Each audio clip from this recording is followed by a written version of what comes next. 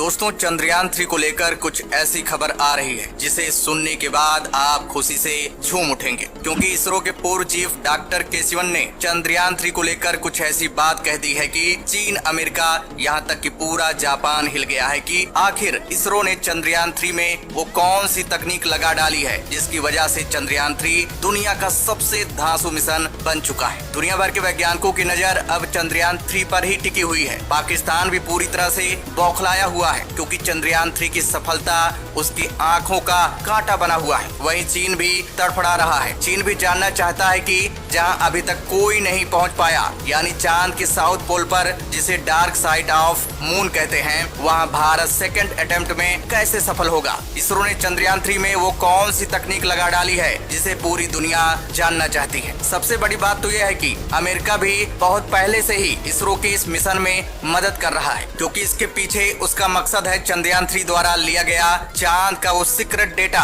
जो नासा के मानव मिशन में बहुत हेल्पफुल साबित होने वाला है। इसके अलावा अमेरिका चंद्रयान 3 के साथ अपना एक उपकरण भी भेज रहा है, और तो और जापान भी भारत के इस मिशन में मदद करने के लिए अपना हाथ आगे बढ़ाया है, क्योंकि जापान को रियलाइज हो गया है कि चंद्रयान 3 इतिहास रचेगा। अगर डेटा चाहिए तो इस मिशन में कूदना पड़ेगा। लेकिन दोस्तों, इसी बीच पूरी दुनिया जानना चाहती है कौन है असली जादूगर साइंटिस्ट जिसने चंद्रमा के डार्क साइड पर पहुंचने वाली सबसे एडवांस तकनीक को इजाद किया है। वो कौन शख्स है जिसकी वजह से चंद्रयान इस लेवल तक पहुंच चुका है। चंद्रयान 3 का आर्किटेक्ट कौन है जिसने चंद्रयान 2 के विफल होने के वक्त ही कसम खा ली थी कि अपने द्वारा बनाए गए रोवर को डार्क साइड पर उतार कर ही दम लेंगे, उसके लिए चाहे जो करना पड़े। और उसी वैज्ञानिक के दिमाग की उपज है चंद्रयान 3। दोस्तों, यहाँ डॉक्टर के सिवन और डॉक्टर एस सोमनाथ की बात नहीं कर रहे हैं। इस वैज्ञानिक के बारे में आप सुनेंगे तो आप गर्व करेंगे। दोस्तों, आगे जानेंगे वीडियो में, उससे पहले जान लेते हैं कि डॉक्टर के सिवन ने चंद्रयान 3 को लेकर ऐसा क्या कह दिया है कि जिसे पूरी दुनिया बड़े ध्यान से सुन रही है। दोस्तों, इसरो अचानक अपना फैसला बदलते हुए चंद्रयान 3 की लॉन्चिंग की डेट 13 जुलाई से बढ़ाकर 14 जुलाई को ठान लिया है। अब चंद्रयान 3 14 जुलाई को 2:35 पर श्रीहरिकोटा स्थित सतीश धवन स्पेस सेंटर से लॉन्च किया जाएगा। इसे भारत के सबसे भारी भरकम रॉकेट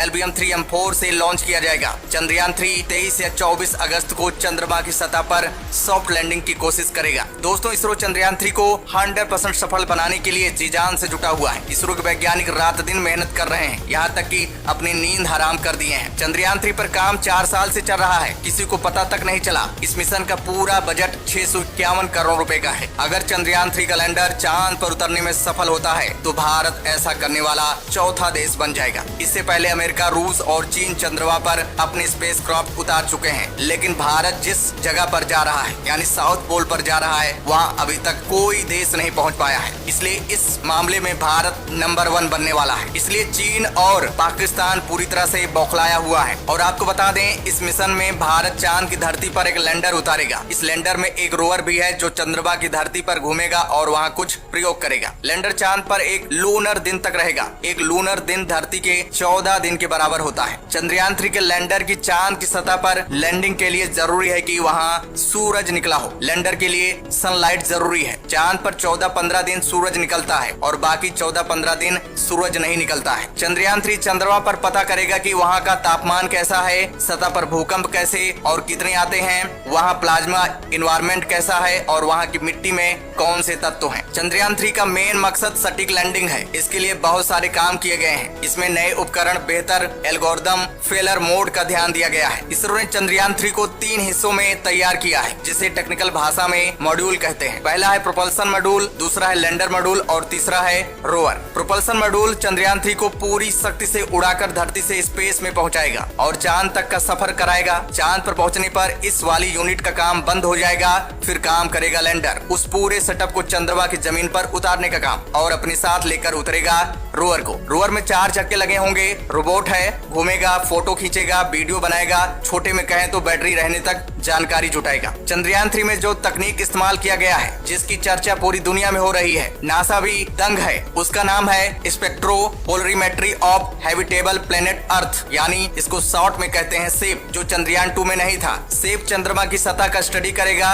साथ ही साथ लैंडिंग सुरक्षित जगह की पहचान करेगा। सबसे बड़ी बात तो यह है कि इसरो का लैंडर के साथ संपर्क भी नहीं टूटने देगा। चंद्रयान 3 में एक काम और किया गया है। दरअसल अगर एक सिस्टम फेल हो जाता है तो डेटा दूसरे सिस्टम से लिया जाएगा। डिप्रेशन लेवल को बढ़ाया गया है। हाई लैंडिंग वेलोसिटी का सामना करने के लिए लैंडर की लेग बेहद ही मजबूत बनाया गया है, क्योंकि खुदा न खास्ता अगर हार्ड लैंडिंग भी होती है तो लैंडर सही सलामत चांद पर उतर जाएगा। इसरो ने चंद्रयान 3 के लैंडिंग के लिए तय जगह का दायरा 4 किलोमीटर इंटू 2.5 किलोमीटर रखा है, यानी साउथ पोल पर एक टारगेट पॉइंट रखा गया है। और तो और अगर लैंडर को तय जगह पर उतरने में दिक्कत होती है तो लैंडर को उसके पास कहीं भी उतारा जा सकता है। इसके फ्यूल और कैपेसिटी पर भी ध्यान दिया गया है। यही वजह है कि चंद्रयान 3 की 100% लैंडिंग बताई जा रही है। दोस्तों अब जान लेते हैं कि उस जादूगर वैज्ञानिक के बारे में जिसने 4 साल की कड़ी मेहनत के बाद चंद्रयान 3 को डिजाइन किया है। दरअसल मिशन चंद्रयान 3 को हकीकत में बदलने वाले जादूगर इसरो के वैज्ञानिक वीर मिथुवेल हैं। उन्होंने ही चंद्रयान 3 के मिशन को सफलता में बदला। इसरो के वैज्ञानिक वीर मिथुवेल तमिलनाडु के विल्लुपुरम के